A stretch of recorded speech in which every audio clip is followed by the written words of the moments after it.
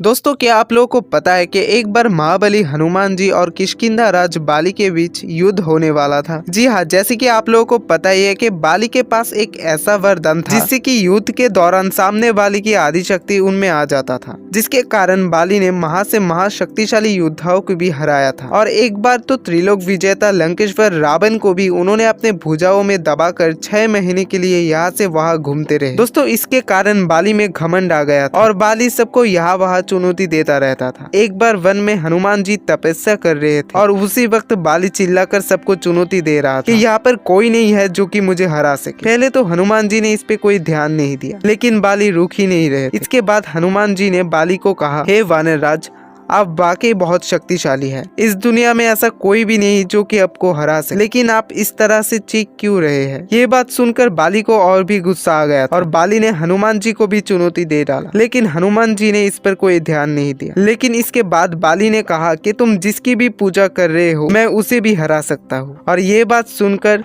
हनुमान जी को क्रोध आ गया और उन्होंने बाली की चुनौती स्वीकार कर ली। फिर अगले दिन जब हनुमान जी युद्ध के लिए जाने ही वाले थे, तब ब्रह्मा जी ने उनको रोक दिया और हनुमान जी को ना जाने के लिए मना रहे थे, लेकिन हनुमान जी नहीं माने और कहा, बाली ने जब तक मुझे चुनौती दिया तब तक ठीक था, लेकिन उसने मेरे प्रभु श्री राम को ललकारा है और ऐसी परिस्थिति में उसको जवाब ना देना ये ठीक नहीं होगा। इसके बाद ब्रह्मा जी ने कहा, तो ठीक है, तुम सिर्फ अपने शक्ति का 10वां भाग ही लेके जाओ और बाकी शक्ति अपने आराध्य की चरणों में समर्पित कर दे। युद्ध से लौटकर तुम वापस हासिल कर लेना। और हनुमान जी ने ऐसा ही किया और सिर्फ अपने शक्ति का 10वां भाग लेके बाली के सामने गए। और बाली के वरदान के अनुसार हनुमान जी के सामने आते ही हनुमान जी का आधा शक्ति बाली में आ गया और आधा शक्ति आते ही बाली अपने शरीर में शक्ति का महासमुद्र महसूस कर रहा था। और कुछ ही पलों में बाली को ऐसा लगने लगा जैसे कि उसकी नसें अभी फटने वाला है और वो दर्द से छटपटा रहा था। तभी एक बार फिर से ब्रह्मा जी प्रकट हुए और बाली को उसी वक्त हनुमान जी के सामने से भागने को कहा और बाली ने ऐसा ही किया